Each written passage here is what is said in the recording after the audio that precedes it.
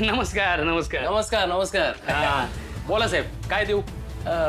Wholesale भावात dairy product तुम्हीच देता का? हो देतो की. दादा हा तुला म्हणालो होतो ना, हेच ते. बरं नाव काय म्हणालात? सत्यवान. सत्यवान राव. बरं मी रमेश आणि हे माझे मोठे बंधू सुरेश. बर. आमच्या इथे जवळच एक हॉटेल आहे, तर आम्ही दूध दही पनीर होलसेल भावात कुठे चांगलं मिळतं याची चौकशी केली. सगळ्यांनी तुमचंच नाव सांगितलं की हो, म्हणून म्हटलं आज चवीला जरा घेऊन बघावं. बरोबर आहे, तुम्ही अगदी योग्य ठिकाणी आलात बघा. तुम्हाला सांगतो, दिवसाला 500 किलो पनीर, 250 किलो दही आणि 700-800 लिटर दूध असं सहज विकतो मी. वा वा, चांगला मोठा व्यवसाय दिसतोय तुमचा. अहो रेटच असं देतो की गिराईक दुसरीकडे कुठेच जात नाही. मग माल कसाही असो काय फरक पडतो? आपल्याला कुठे खायचं आहे? जोक जोक केलाय जोक. असा जोक जोक केला. ताई डोंट टेल मी तू त्या पनीरवाल्याला कॉल केला होतास. अगं पण ताई आपल्याला काय करायचं आहे या सगळ्याशी? आणि करून करून काय करणार होतो आपण? प्रयत्न. हे सगळं थांबवण्यासाठी आपण प्रयत्न तर करूच शकतो ना.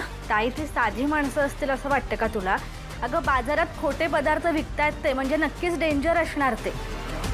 अगं आणि डॉक्टर म्हणालेत ना की सुमियाजी बरी होणार आहे. मग अहो तुम्हाला सांगतो, आमच्यासारखा रेट आणि आमच्यासारखा उत्तम माल इथे आसपास तुम्हाला कुठेच मिळणार नाही. बोला सांगा, किती देऊ दिवसाला? 2-2 पाकिटं द्या. हा किती? आता सध्यापुरती 2-2 पाकिटं द्या. एवढंच?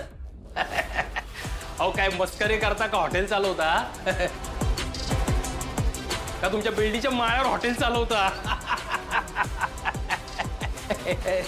जोक जोक केला जोक. हा आजचे दिवस सॅम्पल म्हणून द्या, मग उद्या देतो ना तुम्हाला मोठी ऑर्डर देतो. हा असं म्हणताय? हो. बर ठीक आहे.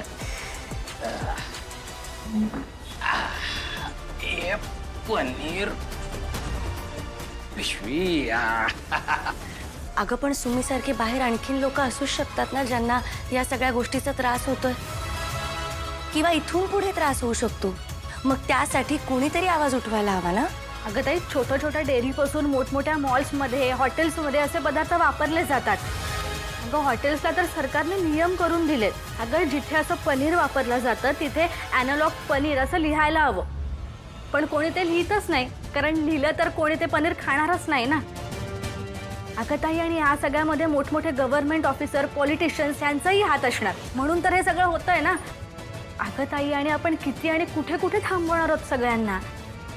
आणि तुला काय वाटतं की आपल्यासारखे सामान्य माणसं अशा लोकांना शोधून काढतील? ते पोलिसांचं काम आहे ना, त्यांना करू देत ना.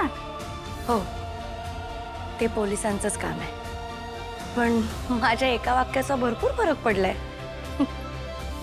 चल तुम्हीकडे जाऊया. हो.